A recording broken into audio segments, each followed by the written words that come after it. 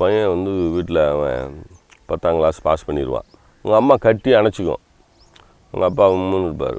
தாத்தா, நான் அந்த காலத்து SSLC, நான் எவ்வளோ மார்க் எடுத்துன்னு தெரியுமா? ஒரு போலி சிரிச்சு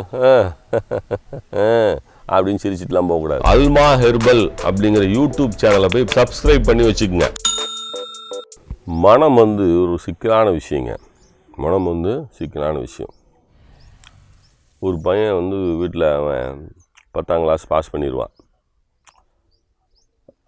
நேரம் ஓடியாருவான்.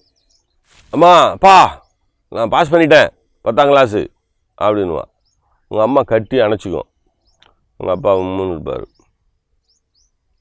என்ன மார்க்கு? 400பா. ஏன் 500க்கு 490 எடுக்க முடியாதா? இன்னும் 400 எடுத்த அப்படின்னு அப்படியே மூஞ்சி இறுக்கமாக வச்சுப்பார். ஒன்று அம்மா செய்யும், இல்லை அப்பா செய்யும்.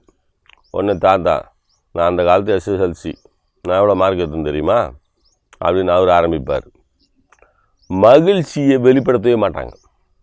ஏன் அந்த பிள்ளை படிச்சுட்டு வருது, பேப்பரை பார்த்துடுது, பாஸ் ஆகிடுன்னு வந்து சொல்லுதியா? சொன்ன உடனே எல்லாரும் மகிழ்ச்சியாக அந்த பிள்ளைய வந்து நம்ம வந்து ஆராதிக்கணும். அம்மா கட்டி அணைச்ச மாதிரி, அப்பா அப்படியேப்பா பாஸ் பண்ணிட்டியா, போய் ஸ்வீட் வாங்கிட்டா என் பிள்ளை பாஸ் பண்ணிட்டான் அப்படின்னு சொல்லணும்.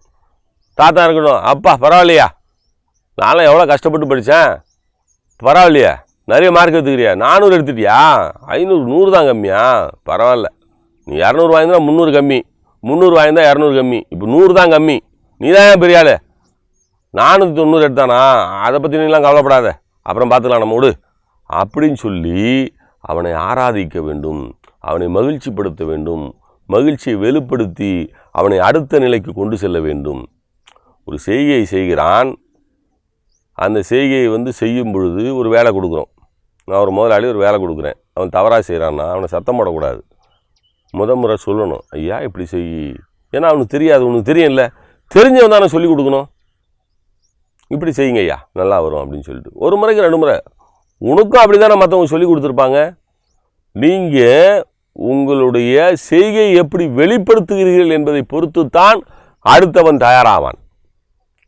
இப்போ மகிழ்வான விஷயங்களை வந்து எப்படி சொல்லணும், அவனை எப்படி மகிழ்ச்சிப்படுத்தணும், டெலிவர் த ஹாப்பினஸ் என்று சொல்வார்கள், டெலிவர் த வேர்டு அப்படின்னு சொல்வார்கள். வார்த்தைகளை வெளிப்படுத்துவதும் மகிழ்ச்சியை வெளிப்படுத்துவதும் சரியாக உபயோகப்படுத்தினால் ஒரு சக மனிதன் நம்மை விட முன்னேறுவான். நம்மளை விட முன்னேறக்கூடாதுன்னு தானே பல பேர் நினைக்கிறான். எந்த ஒரு செய்கைகளாக இருந்தாலும், எந்த ஒரு வார்த்தைகளாக இருந்தாலும் அடுத்தவர்களை புண்படுத்தாமல், அடுத்தவர்களை வந்து நீங்கள் வந்து கீழே கொண்டு செல்லாமல், டிஸ்கரேஜ் பண்ணாமல் உங்கள் வார்த்தைகள் பிரயோகம் இருக்க வேண்டும், உங்கள் மகிழ்ச்சி பிரயோகம் இருக்க வேண்டும். போலியான மகிழ்ச்சிகளை உருவாக்கக்கூடாது. ஒரு போலி சிரிச்சு அப்படின்னு சிரிச்சிட்டுலாம் போகக்கூடாது. மகிழ்ச்சியை வெளிப்படுத்தி அவர்களை முன்னேற்றம் செய்வதற்கான வாய்ப்புகளை நீங்கள் உருவாக்கி தர வேண்டும்.